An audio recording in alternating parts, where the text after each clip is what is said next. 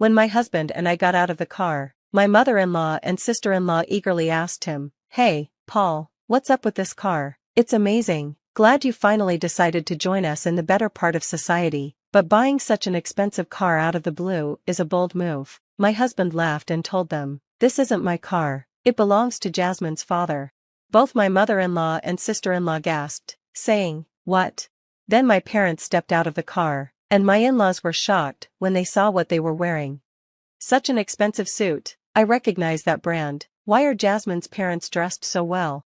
My name is Jasmine, I'm 28 years old and work in an office. I married my husband, Paul, last year. Paul has always been kind and caring since we started dating, and I was so happy to marry him. We share the household chores because we both work. Paul has lived alone for a long time and is great at taking care of things around the house. Sometimes he even cooks better than me, depending on the dish. We support each other and have a happy life together. But there's one thing that's been getting in the way of our happiness: my in-laws. They assume I'm poor and treat me poorly because of it. Why do they think I'm poor? I think it started when we had a dinner party to meet each other's families before we got married. My in-laws, Paul's parents, his sister, and him, come from a wealthy background. His father worked as a banker and had a lot of money. Everything he wears is from a high-end brand. They seem to think that wearing expensive things means you have status. Paul, however, isn't interested in those things at all. He prefers buying second-hand clothes online and loves them, sometimes more than their original price. So when I met my in-laws for the first time, I was surprised by how different they were from Paul. I even wondered if Paul was adopted. I later realized that Paul lived alone for so long because he didn't share their values. He started living on his own after he went to college. Since they think that being rich makes you better than others, they looked down on me and my parents when we met for the first time. My dad runs a small factory. When my in-laws found that out, they made fun of him right away. He runs a factory, and yes, maybe he's the president, but a factory with a name I've never heard of must be poor. No big bank would ever give him a loan. They said all this while meeting us for the first time, which made me question their character. If Paul hadn't warned me beforehand, I would have been furious. My parents had also been prepared, so they stayed calm, even when my in-laws mocked us. Well, it's true we run a small business, but we're grateful we can keep it going. We can pay our employees every month. I wonder how many employees you have. Oh, I heard Jasmine has an older brother. Oh, he's working today. He can't join us. Is he on a business trip? Does your brother work for a good company? My son works at my company. When my dad said that, my in-laws all laughed. You mean it's a family business? A family that can't even take a day off must not be doing well. They kept saying terrible things about my family. Paul kept asking them to stop, but they wouldn't listen. In the end, Paul had to cut the visit short. That's why I don't have a good opinion of my in-laws. They made fun of my family, too. Honestly, some people might have ended the marriage over something like this, but I love my husband more than that, so I decided to marry him. As long as I don't have to deal with my in-laws, we can live happily and peacefully. The truth is, my husband doesn't like his family either. I was angry with them for mocking my family, so we avoided visiting my in-laws unless we absolutely had to. But about a year after we got married, I guess they got tired of us not showing up. They started pressuring us to spend time with them. My mother-in-law and sister-in-law began coming to our house often. They would say whatever they wanted. Paul doesn't come home at all. It must be because she's trying to stop him. She's probably jealous of our lives. I understand. We live at a higher standard than the poor, but I do hope you'll have a baby soon. If you don't have an heir, she's just a worthless wife trying to get rich.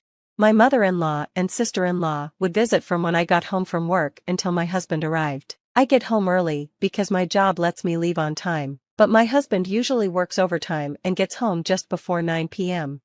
So, for about 3 hours, my mother-in-law and sister-in-law would come over to criticize me. Your apartment is so small. Paul works for a good company. You should live in a nicer house. But my husband and I think our place is big enough for us. It's not your husband, it's you, right? Don't impose your ideas on Paul. There's so much plain food in the fridge. Don't look in my fridge without permission. You don't have caviar or fancy wines. We don't have anything like that. How boring. Why did Paul marry you? A poor, money-seeking, boring woman is rare. You can say that, but if you touch Paul's money even a little bit, you'll regret it. We'll make sure you're erased from society. They would make fun of me, threaten me, and ridicule me, then leave. I'd tell my husband about it, and he'd scold them, but they kept coming over, showing no remorse. They even ambushed me at home when I came back from work. Every time I came home, I felt depressed. How could they keep picking on me like this? But my mother-in-law and sister-in-law didn't stop trying to make me feel small. It all became too much for me, and I had a mental breakdown. I started spending time at a cafe until my husband finished work. Then I would go home with him. When my mother-in-law and sister-in-law saw me returning with my husband, they said, "You're like a pest, taking away Paul's freedom like that." Honestly, it was more disgusting that they waited for 3 hours just to try and tear me down. My husband was fed up too. He even went to his father for help, but my father-in-law was just like my mother-in-law. He said that having a poor wife was rare for them, and if things didn't change, it would ruin our marriage. That's when I decided to take drastic action. It wasn't something I wanted to do, but my in-laws had pushed me too far, and I wasn't going to back down. A few days later, my husband and I decided to visit them. My in-laws were thrilled when we told them Paul was bringing his wife home with him, but then, my mother-in-law said something horrible. "I'm so happy to see Jasmine after such a long time. I wonder what it's like to be a wife beater." We arrived at my in-laws' house for the weekend, and when we got out of the car, they rushed outside, excited to see us. "Hey, Paul, what's with this car? It's amazing. I'm glad you're finally living on our side of society, but buying such a fancy car out of the blue is a bold move, isn't it?" My husband laughed and said, "This isn't my car, it's Jasmine's father's." "What?" my mother-in-law and sister-in-law said at the same time. Then my parents got out of the car. My in-laws were completely shocked when they saw how my parents were dressed. "What an expensive-looking suit. I recognize that brand. Why are Jasmine's parents dressed so well?" And then, my brother stepped out of the car, tall, 6 feet, looking like a model. My in-laws' eyes widened in disbelief when they saw my brother wearing the same high-end brown suit as my father. "Who is that handsome guy?" "Nice to meet you. I'm Simon, Jasmine's brother." My in-laws were stunned. Seeing my family so different from the last time they saw me, my husband was fed up, saying, "What the hell are you doing?" and urged them to show my family around the house. My mother-in-law and sister-in-law quickly invited us in, acting like the complete opposite of how they were before. They led us into the living room and said, "We'll prepare some tea for you right away." They were curious and asked my father, "How can you afford such luxury items?" It was unbelievable how quickly their attitude changed just because of how we looked. My father responded calmly, "My factory is small, but the parts we make are unique. We receive orders from big Japanese and foreign companies." My father's words left my in-laws speechless. Their faces turned pale. My mother-in-law and sister-in-law suddenly became polite to me, but my father-in-law stayed completely silent. My sister-in-law, however, was very interested in my brother. She asked him a lot of questions. "What kind of work do you do at your father's company?" "I'm good at English, so I handle organizing meetings with international companies, and I travel abroad for half of the year." "That's really impressive. Are you single, Simon?" "No, I'm married." "That's too bad, but I think I'd be a better match for you than your wife. What do you think? Maybe we could go out for dinner sometime?" My sister-in-law started flirting with my married brother right in front of me and my parents. Honestly, I couldn't help but admire her audacity, but now, I was ready to make her regret this behavior. She was going to face consequences, and I wasn't going to let her get away with it.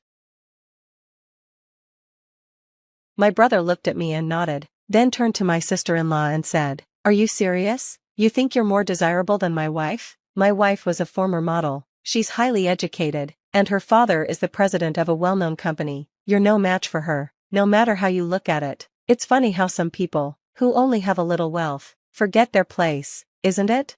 I don't talk badly about you, but you should know your place and stick to your own path. My brother's words struck a nerve, and my sister-in-law was so stunned she couldn't speak. She was in shock and seemed on the verge of passing out. Finally, my father spoke to my in-laws. "I don't care how much money other people have. Money is important, but you can't measure a person's value by it. We should focus on being human, not obsessed with wealth." "I'm sorry we were harsh earlier," my father said, bowing his head in apology. My in-laws were now completely stunned and quickly apologized. Since then, they have never tried to bully me again. In fact, they've started contacting me regularly, trying to flatter me. It's a bit annoying how often they reach out now. By the way, My parents and brother aren't the type to flaunt luxury brands or boast about their wealth. They simply helped me with my plan this time. My father prefers to wear an old suit, even if it's cheap, and he's not interested in expensive brands. My brother is very kind and doesn't look down on others, which is why his wife's father really likes him. He even asked my brother to take over the company because he thinks he'd make a better successor than his own son. I'm sorry I put my family through something they're not used to, I said as we were all exhausted on the way home. After that, I was able to return to a peaceful married life with my husband. I haven't visited my in-laws since, but my husband still visits them during Thanksgiving and Christmas. Since that event, my in-laws have changed. They seem to have lost some of their confidence, or maybe they've repented. They no longer brag about their wealth like they used to. My husband even says he feels most comfortable around them now. I'm not sure if they'll ever go back to their old ways, but for now, I'm just glad the issue has been resolved. I will continue to take care of my husband and my family, and I'll try to live a humble life. They thought they were superior, but in reality, my family has much more wealth than they do. My in-laws should be ashamed of themselves. I don't think it's right to keep looking down on others just because they have less. I'm glad you were able to give your in-laws a good scolding, and I hope you continue to live in harmony with your family.